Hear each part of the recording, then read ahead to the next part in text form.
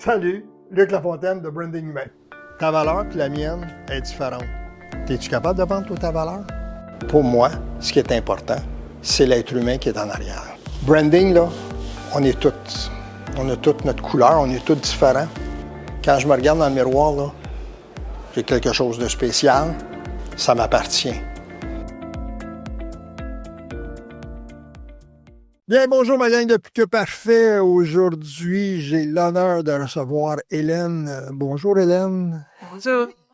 Hélène Rousse, qui va nous parler un peu de tout son passé entrepreneurial, mais on va vraiment aller un petit peu plus, pas au niveau personnel, mais je veux savoir comme entrepreneur, comment elle s'est retrouvée à faire plusieurs compagnies. Et puis, elle va nous dire quel est qu'est-ce qui a vibré en dedans d'elle pour pouvoir arriver où elle est. Donc, au niveau du podcast, je suis Luc Lafontaine de Passage Coaching. Il y a un programme qui s'appelle Branding Humain. Branding Humain, c'est dans le fond de faire sortir et que tu sois la personne la plus unique possible. Si tu veux, tu vas écouter mes podcasts. Il y a un podcast qui va être, je vais expliquer au complet qu'est-ce qu'est le programme de Branding Humain. Et sur ce, Hélène, bienvenue. On est là, je vais vous le donner en bien. Normalement, je suis dans mon bureau chez nous à Marsouis. Mais là, j'ai l'avantage d'être avec Hélène dans un vrai studio de podcast. Alors, c'est ma première expérience. Hélène, toi, c'est pas ta première expérience que tu as dans des studios comme ça. Non, puis je trouve ça super, vraiment. On a tout le kit de prêt, c'est bel éclairage. Si je n'ai besoin avec mes freckles. T'as besoin avec tes freckles, ce qui veut dire que... Bon, tu sais, les femmes, on veut un bel éclairage, donc ça aide toujours. Ça l'aide toujours. Ouais. Mais là, quand tu me dis l'éclairage, tu as un parcours, tu as été mannequin, pourquoi l'éclairage, c'est quelque chose qui vient te chercher beaucoup? Ben, parce que j'aime beaucoup être illuminée. Oh là là là là là là! Non, mais c'est vrai que je suis directrice de casting depuis 25 ans. 25 ans? Ouais. Mais on va faire notre 25e anniversaire là cette année d'ailleurs. Oh, félicitations! Donc, j'espère en faire un beau party avec peut-être un lancement de livre en même temps. Là, ça, c'est à confirmer. Là. Donc, 25 ans plus un lancement de livre. Comment qu'on arrive dans le domaine du casting? Parce que c'est pas de moi de l'extérieur, c'est quelque chose. C'est pas un domaine qui est facile. ouais, c'est pas évident. Tu dis comment t'arrives là, ouais. Tu vas il y a pas de cours de formation pour faire du casting. Là. Tu peux pas aller à l'école puis dire on va étudier. En casting, non. Ça prend tout un autre cheminement. Qui est quoi? Un peu différent. Moi, c'est parce que c'est un cheminement de vie carrément. Là. J'ai toujours été dans le domaine artistique depuis que j'étais toute jeune. J'ai commencé assez jeune avec des agences dans le temps, travailler comme mannequin, on faisait des spectacles de danse, de défilés de mode. Ça a commencé vraiment avec un peu ce côté-là, là, tout le domaine artistique. Puis, à un moment donné, j'ai dit à mon père, j'avais 14 ans, j'ai dit, j'aimerais ça prendre des cours de mannequin, puis comment se maquiller, etc. Puis, dans ce temps-là, je dis, tu sais, les gens, ils connaissaient pas où aller, quoi faire, tu sais. Et finalement, j'ai eu ces cours-là. Puis depuis ce temps-là, j'ai toujours été dans le domaine artistique. À 21 ans, j'ai ouvert ma compagnie, mon agence de talent et de mannequin. Et je me suis dit, comme ça, je vais pouvoir rester dans le domaine, puis moi, en faire un petit peu de temps en temps aussi, comme comédienne aussi. Donc, ça a parti à 21 ans avec une agence. C'est une passion. Oui, parce que j'ai étudié 3 ans en design industriel. Là, ça n'a pas rapport. Moi, ça, je me dis, on dirait que tu parlais de... Puis design industriel, as-tu eu la chance de travailler là-dedans? Ou... Ben, la chance, j'aime pas ça dire la chance, là, mais est-ce que tu as été dans le design industriel pour aller... Je pense que n'importe quel cours que tu suis va te servir dans le futur. Mm-hmm. Donc, c'est juste que je voulais pas rester devant ma table à dessin toute ma vie. Moi, j'étais un go-getter, j'aime les gens, j'aime aller vers les gens, tout ça. Donc, je me suis dit, mon passe-temps est devenu mon temps plein. Et le design industriel m'a servi à créer mes logos, tous mes trucs pour mes entreprises. Ça l'a aidé à dessiner puis à faire quelque chose de beau, de bien. Donc, ça sert toujours, peu importe, parce que c'est un cheminement que tu fais étape par étape. Effectivement, il y a absolument rien Ben, en tout cas, moi non plus, là. Tout mon parcours, j'ai étudié en comptabilité, fait que Ben, je suis c'est pas ça. mal loin de ce que c'est, mais il y a quand même des bases pas des bases, mais il y a certaines choses qui s'appellent l'expérience, qui font, J'ai pris un cours de comptabilité aussi. J'ai pris un cours de... J'en prends encore des formations. Je pense que faut continuer à se former tout le temps, à s'améliorer l'apprentissage. Moi, je suis une avide d'apprentissage. ah oui? Oh my T'as God. toujours été là-dessus? T'as toujours aimé apprendre ou, Des formations presque tous les jours, les soirs, j'écoute des vidéos. Je suis vraiment avide de ça. tu sais, t'as une autre petite passion. Mais comment tu fais où tu trouves le temps? Parce que tu me disais que tes journées sont relativement pleines. Oui, ouais. D'ailleurs, j'ai écrit un petit livre qui s'appelle Bouge tes fesses pour expliquer un petit peu le processus. Moi, le temps, c'est super important.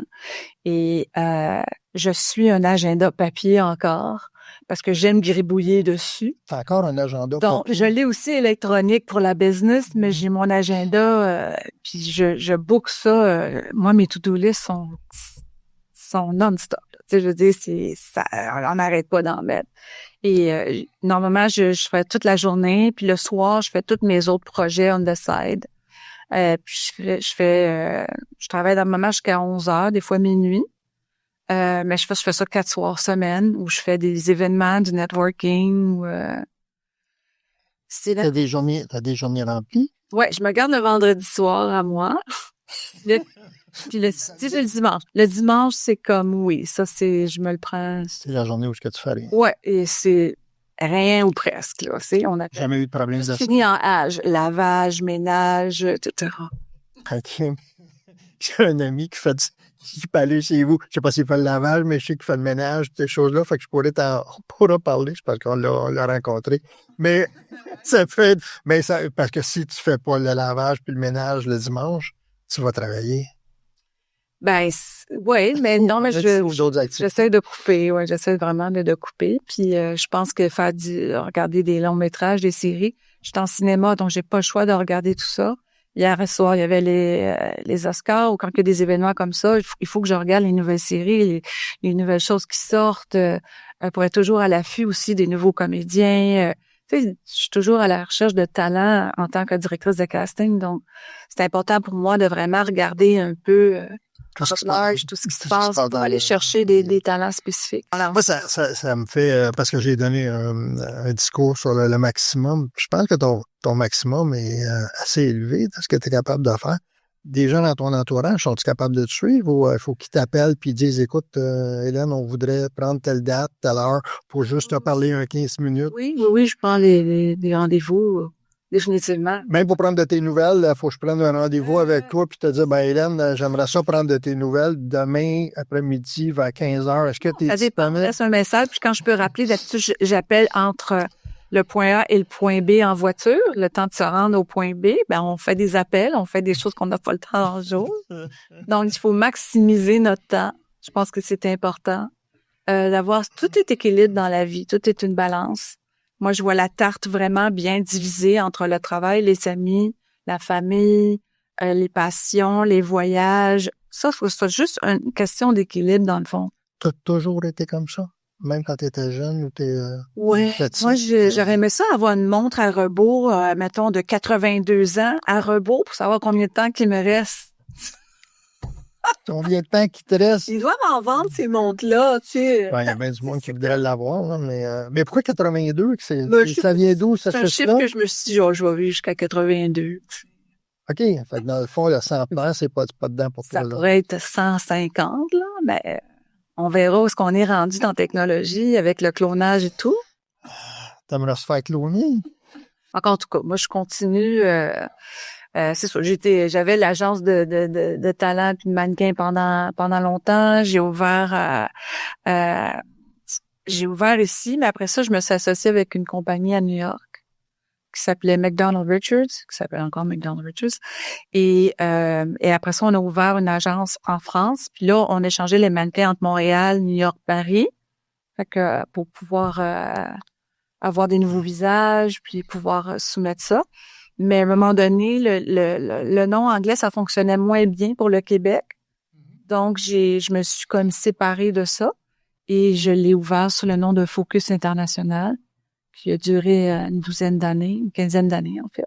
Qui étaient compétiteurs à eux ou ben c'était juste... Non, j'ai vraiment changé de nom. Je me suis juste séparée. Puis, j'ai ouvert sur la rue Sainte-Catherine et c'était allé dans le building de la Banque Royale. Puis, il y avait vraiment, là, c'était les grosses lettres sur le mur, les 12 employés. C'était en grand déploiement. Puis tout ça, je trouvais ça beaucoup à superviser. Mm-hmm. Puis, à un moment donné, ben, tu te fais faire des couteaux dans le dos, là. Et c'est ce qui est arrivé quelquefois. La première agence, j'avais un partenaire, puis il est parti, il a vidé le compte de banque, puis il est parti avec tout. Fait que là, t'avais essayé juste avec les dettes ou il t'a... Oui, j'avais des dettes, donc il fallait que je reprenne. Puis après ça, ben, comme je te dis, j'ai rouvert après ça l'agence Focus International. Et là, j'ai mon assistante qui est partie avec tous mes acteurs pendant que ma mère était à l'hôpital puis que mon chat venait de mourir. C'est-tu marqué dans ta face si tu veux partir avec moi, je te donne une carte blanche ou C'est sûr que tu sais, entrepreneur, faut quand même que tu fasses confiance à certaines personnes. Veux pas, tu sais que tu vas te faire voler en quelque part. Ça fait partie des pourcentages. Je l'ai appris malgré moi. J'ai été quand même assez naïve sur certains trucs. Je fais encore confiance avec le monde, mais je sais que il va arriver quoi, puis qu'ils vont, tu sais, il y a des choses qui vont prendre, que ce soit du temps, que ce soit des contrats, que ce soit... c'est malheureux, mais avec le temps, c'est ce que j'ai appris, mais j'ai trouvé ça très difficile. Moi, j'étais jeune, puis j'étais comme... Je pensais pas que le monde était si méchant. Moi, ça m'a vraiment frappée. Parce que, tu sais, tu pars dans toute ta jeunesse, si tu veux faire plein de choses, puis ça, puis là, t'as des coups dans le dos, puis un autre, puis là, t'as plus de place dans le dos, t'en as ce qu'il y en a, puis t'es comme, mais c'est incroyable, tu sais. Donc, là, je fais plus attention, tu sais, je veux dire, mon partenaire de vie, il dit toujours, fais pas confiance à personne. Ouais, mais si tu fais pas quand même confiance un peu, tu peux pas avancer. Effectivement. Donc, tu sais, tu peux faire confiance, mais tu sais qu'il y a un pourcentage que il y a toujours quelque chose qui va arriver, tu sais. J'ai du monde qui sont avec moi depuis 20 ans. J'ai un employé qui est avec moi depuis 20 ans. Il y en a d'autres, c'était 10 ans, 2 ans, 3 ans. Donc, oui, j'ai une certaine loyauté, mais c'est ça que j'ai trouvé plus difficile dans l'entrepreneuriat à long terme sur plusieurs facettes et différentes entreprises. On va donner un exemple. J'avais commencé une ligne de réservation de restaurants un petit peu comme les Good Food ou les Uber Eats. Là, j'étais la deuxième, ouais. Et j'avais toute partie la machine, j'avais un partenaire, tout ça. Et quand on faisait les ventes, la personne qui s'occupait de nuit pour faire collectait l'argent, puis il est parti avec tout l'argent. Fait que là, j'étais comme, oh my God. J'ai décidé juste de fermer la compagnie parce que, à un moment donné, c'est comme... T'arrêtes l'hémorragie. Ouais. Tu sais, faut faire attention. Mais t'avais-tu pensé de faire des contrats avec des gens ou même si t'avais fait un contrat d'exclusivité ou que les gens peuvent pas partir avec tes artistes? Même si les contrats sont faits, c'est juste pour leur faire peur vraiment. Puis en plus de ça, sinon, faut que tu prennes des avocats, ça coûte cher, nanana. Je veux dire, la fille qui est partie avec mes acteurs, qui a ouvert son agence de talent, elle fait ça avec sa mère, en plus. Ça, j'ai trouvé ça absolument épouvantable. Elle puis sa mère, pendant que moi, ma mère était à l'hôpital, ben, ils sont venus chercher tous les acteurs, la moitié de mes acteurs, et ils ont ouvert, je vais pas dire, je vais juste nommer un nom fictif, là, Cindy, qui était partie avec ça. Puis ça m'a mis sur le bord de la faillite. Alors, j'ai dû recommencer, aller chercher des nouveaux talents, tout ça pour l'agence, pour éventuellement vendre, parce que j'en avais assez. D'être agent d'artiste, de me faire voler tout le temps. Les gens avaient de la misère à me payer mes commissions. Moi, j'ai pris une année sabbatique et puis j'ai réouvert avec une agence de casting. En fait, le casting, c'est que être agent, c'est t'es payé une commission. Je vais te demander quelle est la différence. J'ai vu là, il y avait OK, on va expliquer aux gens c'est quoi la différence, le casting, agent d'artiste, parce qu'on en a parlé un peu, là, mais pas sûr que tout le monde sait ce que c'est. Toi, être agent, Ben, agent, c'est toi qui vas trouver le travail à ton artiste, c'est toi qui vas le booker, c'est toi qui va arriver, bon, ben, il y a un jeu qui se présente à telle salle, il va aller faire tel film, puis il va être payé, il va être rémunéré. Puis le casting, c'est avant. Puis l'agent, il travaille à commission. Donc, c'est environ 15% à 20%, dépendamment des agences. Mais c'est l'argent. L'agent d'artiste travaille à commission si l'artiste a le contrat seulement. Ce qui veut dire que quand il est payé, dans le fond, il paye le producteur ou ceux qui vont. Non, il paye son agent. Fait que ça veut dire que c'est l'artiste qui reçoit l'argent puis il se doit de te donner. Oui, en général, oui. Il y a certaines agences qui reçoivent et qui payent. Ils font l'inverse, fait qu'ils se gardent là. C'est ça. Ça dépend des ententes et tout ça. Tandis que être directrice de casting, ben là, je suis pas à la merci des autres directeurs de casting quand j'étais agent. Et puis, je suis payée pour faire la job, pour aller chercher les meilleurs talents possibles pour un projet donné. Donc, moi, le producteur me paye pour trouver les meilleurs talents. Un Luc ou un Ghislain ou peu importe. Et c'est ça, je leur propose les talents, que ce soit long métrage, film, série, commerciaux, pub, corpo, voix. Donc, il t'envoie un peu quel type de personnes qu'ils veulent avoir. Toi, tu dis, OK, j'ai probablement cette personne-là dans ma banque. Je vais les envoyer. Ouais. Puis là, mais ils sont pas garantis d'avoir un emploi. Moi, je fais affaire aux agents d'artistes maintenant. Je fais des demandes aux agents d'artistes et aux ceux qui sont écrits dans ma base de données, sont inscrits dans la base de données. Les gens peuvent ne pas avoir d'agent non plus. Donc, ils peuvent être dans ma base de données. Fait que tu joues t'as les deux rôles. Non, je les représente pas. Donc, ils n'ont pas de commission à donner. Moi, mon but, c'est de trouver les meilleurs talents à mon client pour qu'il puisse faire sa production. Donc, je suis payée, je tourne, là, je te donne 1500, trouve-moi trois acteurs. Puis, je fais faire des auditions. Donc, c'est ça un petit peu la différence. Fait que ce qui veut dire que c'est moins payant, hein? Non, en fait, je me fais payer. OK, t'as la différence, c'est moins payant, mais t'es garanti d'avoir de l'argent. C'est pas moins payant. Non? Pas moins payant. Y a-tu un lien avec le type de... Tu sais, je vais prendre des choses comme Star Wars, puis des grosses productions. Là, on en a, toi, c'est surtout au Québec. Ouais. Est-ce qu'on va arriver et on va mettre plus d'argent au niveau du casting parce qu'on va aller chercher certains artistes ou ça n'a aucun rapport avec le projet qui va être... Oui, s'ils veulent avoir une star, je vais aller chercher une star. Ça coûte plus cher. Je vais aller chercher une star américaine, canadienne. Oui, pour le casting. Mais il faut automatiquement passer par le casting ou ils peuvent l'appeler de l'argent d'artiste puis dire, écoute, moi, je vais avoir... la job. Et souvent, les agents vont pas connaître nécessairement tous les producteurs. Non, mais le producteur pourrait appeler puis dire, écoute, moi, je veux avoir telle personne, absolument. Ils n'ont pas obligé de passer nécessairement. C'est un producteur connu. Sinon, ça prend une certaine réputation aussi. Moi, j'ai une réputation, je suis habituée à dealer avec tout le monde. Fait que le producteur, il dit, il y a un projet qui est arrivé, on va le faire, on appelle Hélène, du moins Hélène et toute sa compagnie au complet, puis c'est toi qui vas chercher des gens.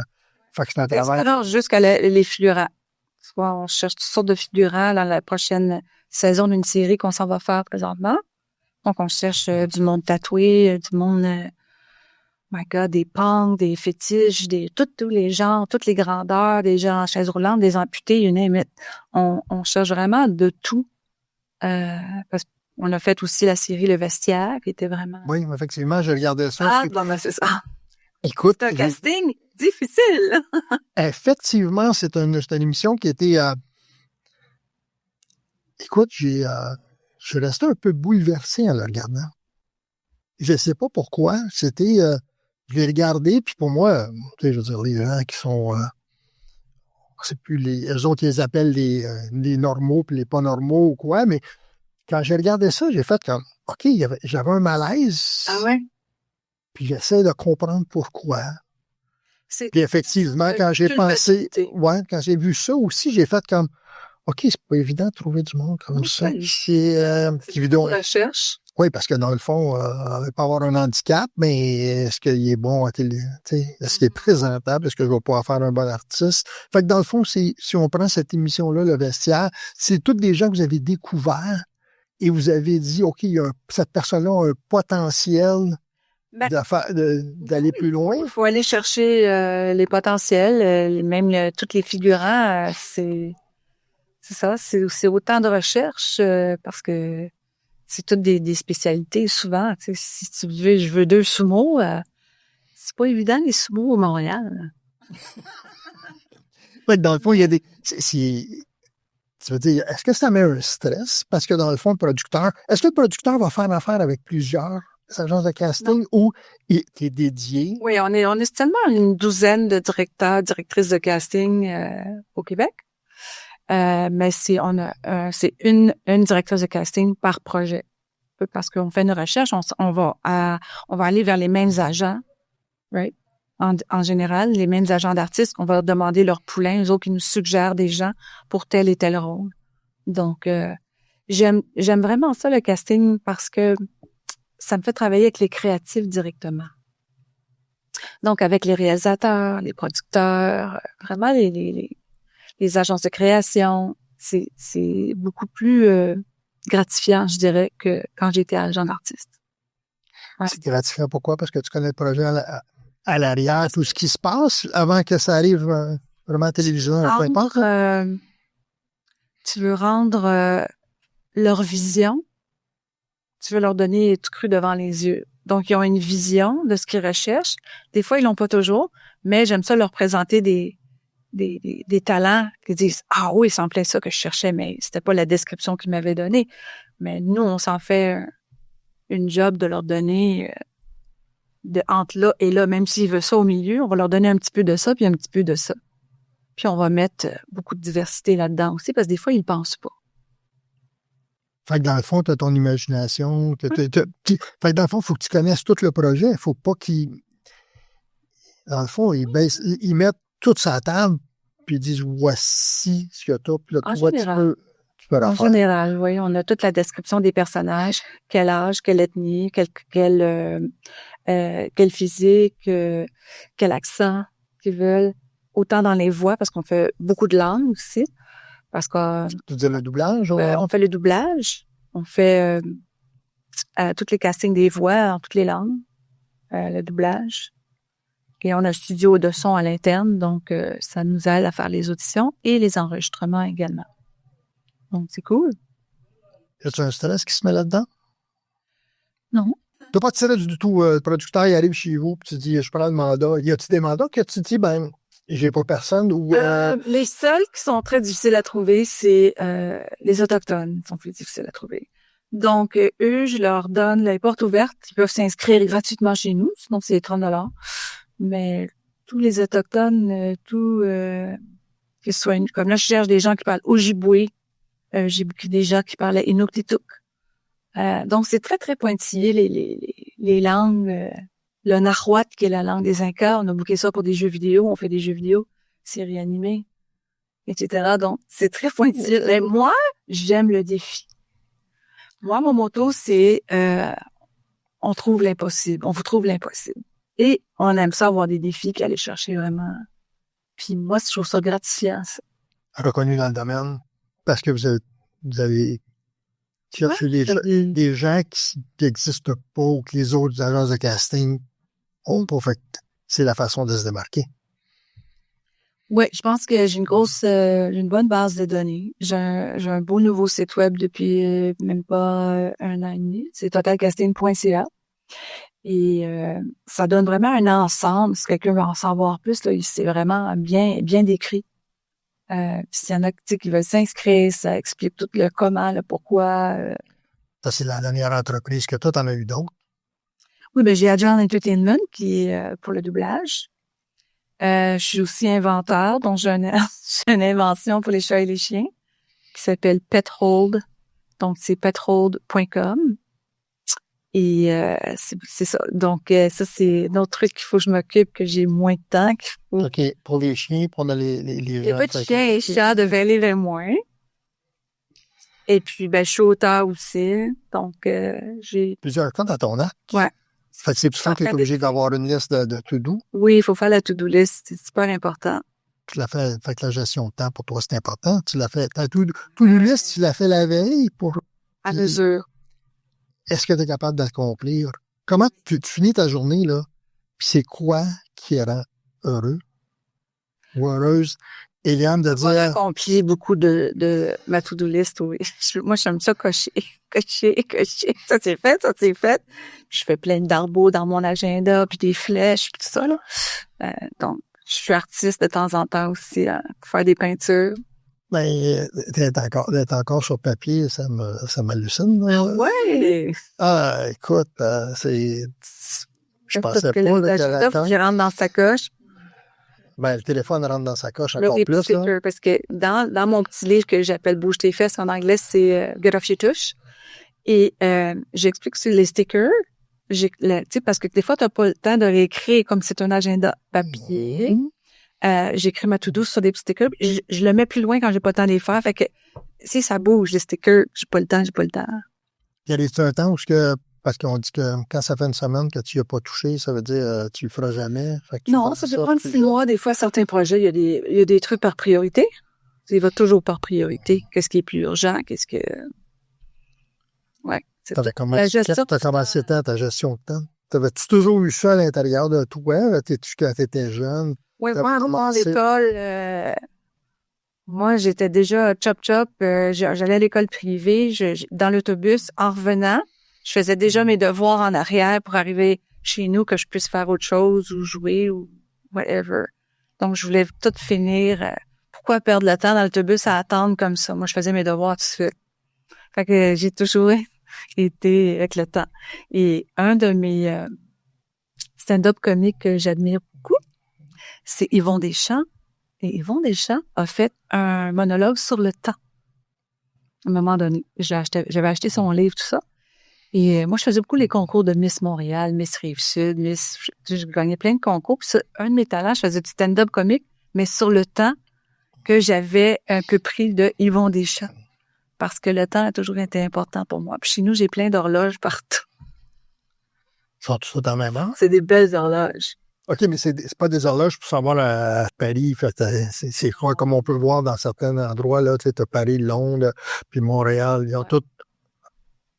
J'aime tellement le temps. Tu sais, les sabliers, là, que tu tournes, là, mais j'en ai 2, 3. Je pensais pas qu'on parlerait du temps aujourd'hui. On a assez de temps? On a, écoute, le temps. Moi, il y a quelqu'un tantôt, quand j'ai dit, c'est la première fois, il m'a dit, Luc, je vais t'arranger ça, je vais faire ton montage. Fait que le temps, il va s'organiser. Merci, Ghislain. Fou! Mais le temps, parce que je vais être honnête, là, ceux qui me connaissent, je suis je peux pas dire plus grand, là, mais il y en a d'autres que je connais. Je fais beaucoup de procrastination. C'est-tu un de mes talents? Moi, je vais dire que oui, là, parce que je l'ai. Puis, toujours à la dernière minute. La plupart du temps, là, c'est comme si c'est demain, là, ben, je vais attendre. Demain, je donne un discours. Il est tout dans ma tête, mais il n'est pas finalisé. Puis demain, à 7 heures, je donne un discours sur les aidants naturels. Il est tout pensé. Dans l'ordre, là, il n'est pas fait. Ben, déjà là, j'ai... Tu l'as visualisé. Oui, mais je ne l'ai pas encore pratiqué. Ouais. Ça, il va être semi-improvisation. Mais oui, j'ai commencé à faire des listes.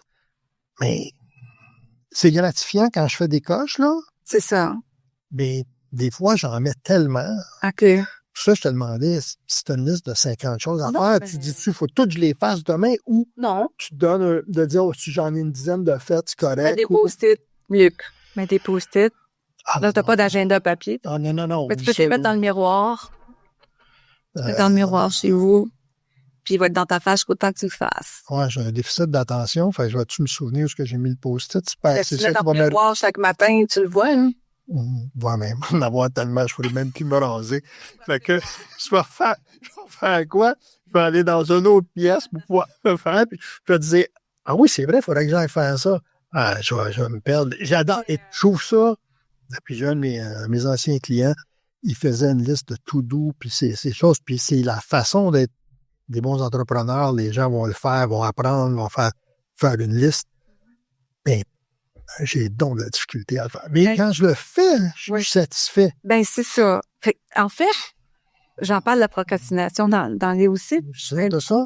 J'ai préparé, moi, une conférence sur la discipline. Donc, c'est de la motivation, tout ça. Et moi, la discipline, comme j'étais à l'école privée, c'était le petit, tu sais, le petit tapis, puis tout était en rang, puis bon. J'ai été habituée comme ça.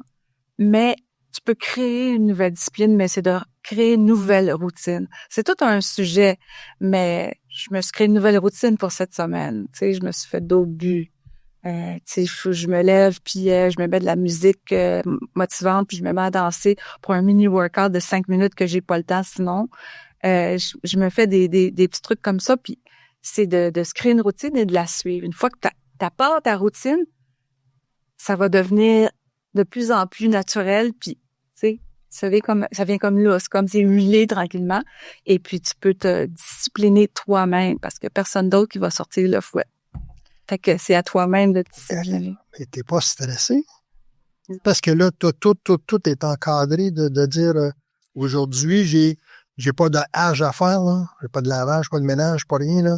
Et de dire, je prends juste une journée pour moi. Il n'y a pas de tout-doux, il n'y a pas rien. Es-tu capable de faire le vide? Oui, il faut. Il faut. Ça me prend une journée au moins minimum. Et tu fais du lavage puis du ménage? Pas toujours, là, mais... Non, mais c'est une journée de libre. Tu fais du lavage, du ménage, on n'appelle pas ça libre, là. Mais tu sais, t'as levé une journée là, où tu n'as rien, là. T'as dit... Oh, oui. Ça arrive quoi? Je vais faire rien. Je vais aller faire une activité. Je vais aller voir la famille. Ou je fais rien, je m'écrase puis j'écoute des séries, des trucs que j'ai pas eu le temps. Ben, mais quand tu écoutes des séries, quand tu écoutes des séries, tu me dis que c'est pour le travail, parce que dans le fond, tu n'écoutes pas une série juste pour t'asseoir dedans puis juste relaxer. Oui, c'est relaxant. C'est très relaxant. Tu fais un peu de popcorn, tu flattes tes chats, puis tu relaxes. OK, c'est... Mais là, j'en doute pas, là. J'ai pas... Je commande pas, moi, je trouve ça... Ben, je trouve ça beau, les gens. Écoute, moi, j'ai ma fille, Ariane, toute jeune. Elle se faisait des listes. Aujourd'hui, elle est capable de le faire. Puis les gens disent, ben, elle faisait une liste, tu sais, faire mon lit, serrer mes... OK, ça a commencé de même. Ben, elle a commencé. Aujourd'hui, il y a des choses qu'elle n'avait pas de faire. Puis sa mère était comme ça. OK. Ben, moi, ça me stressait au bout, là. Je sais pas. Mon Dieu, j'étais... Ça me rendait fou, mais je me disais, t'as pas le temps de juste apprécier la vie parce que quand t'as fait un tout doux, il faut que t'en fasses un autre. Il n'y a pas de break. Oui. Ben oui, c'est sûr. C'est sûr que c'est stressant. Oui, mais non, c'est parce que c'est...